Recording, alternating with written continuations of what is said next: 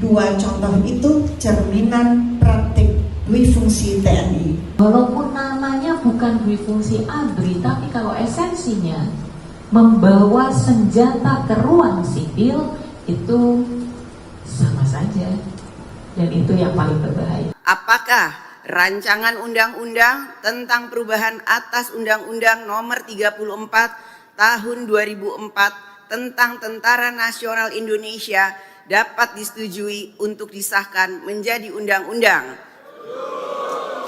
Terima kasih.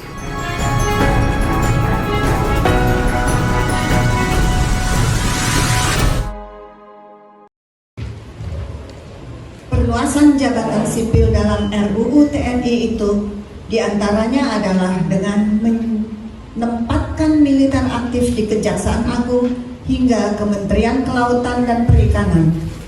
Ingat, TNI adalah alat pertahanan negara untuk perang, sedangkan Kejaksaan Agung adalah lembaga penegak hukum. Maka salah jika anggota TNI aktif duduk di institusi Kejaksaan Agung, dan salah jika ingin menempatkan militer aktif di Kementerian Kelautan dan Perikanan atau KKP. Dua contoh itu cerminan praktik duifungsi TNI. Kalau tentara aktif itu kemudian harus bertugas di lembaga-lembaga sipil, aktif berarti dia masih punya jalur kepada angkatan bersenjata ini, orang-orang yang memegang senjata ini. Masih ada jalur koordinasi, jalur komando, dan seterusnya. Betapa berbahayanya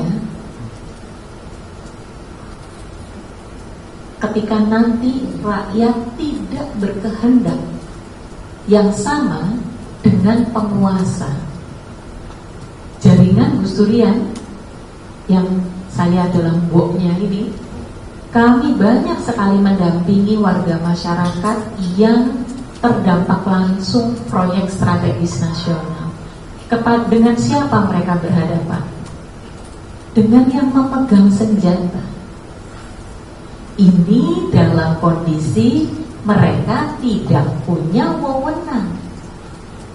Nah, kalau diberikan jalur ini, akses ini, maka kehadiran mereka kemudian menjadi legal.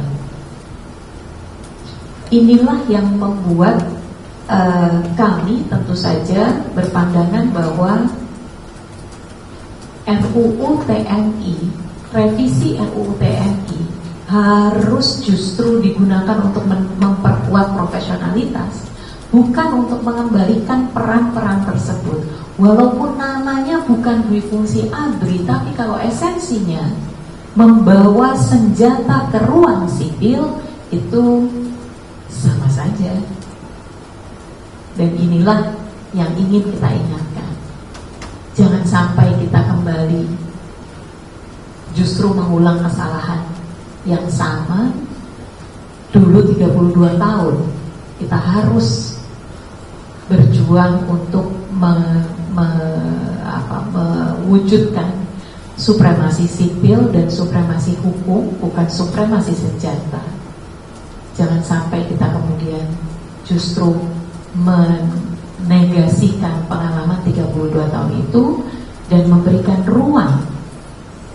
Ruang itu tidak akan dipakai sekarang, tapi pintunya sudah dibuka, dan itu yang paling berbahaya.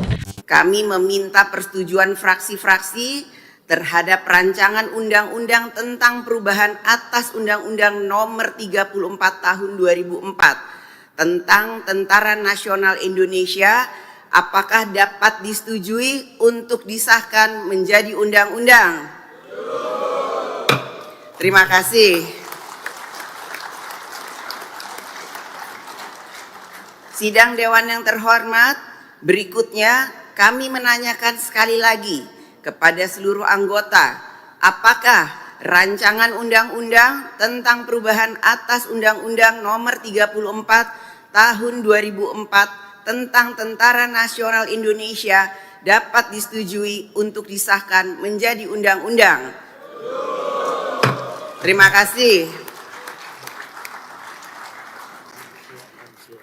Berdasarkan hasil pembahasan substansi materi, menyepakati dan menyetujui RUU TNI yang dibahas fokus hanya pada 3 substansi utama, yaitu yang pertama terkait dengan pasal 7, yaitu terkait dengan tugas pokok TNI dalam operasi militer selain perang atau OMSP. Pasal ini menambah cakupan tugas pokok TNI yang semula 14 tugas pokok menjadi 16 tugas pokok. Penambahan 2 tugas pokok dalam OMSP tersebut meliputi membantu dalam upaya menanggulangi ancaman pertahanan cyber dan membantu dalam melindungi dan menyelamatkan warga negara serta kepentingan nasional di luar negeri. Kemudian pasal kedua yang dibahas adalah pasal 47 terkait dengan penempatan prajurit TNI pada kementerian dan lembaga. Sebagaimana diketahui bahwa prajurit aktif dapat menduduki jabatan di beberapa kementerian dan lembaga yang semula berjumlah 10 menjadi 14 berdasarkan permintaan pimpinan dan kementerian lembaga dan tetap tunduk pada ketentuan peraturan administrasi yang berlaku di lingkungan kementerian dan lembaga tersebut. Di luar penempatan pada 14 kementerian lembaga yang telah disebutkan, TNI dapat menduduki jabatan sipil lainnya setelah mengundurkan diri atau pensiun dari dinas aktif keprajuritan.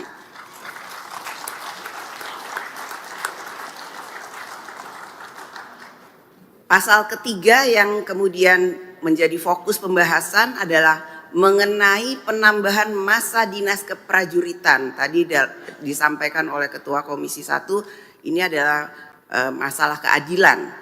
Pada pasal ini mengalami perubahan masa bakti prajurit.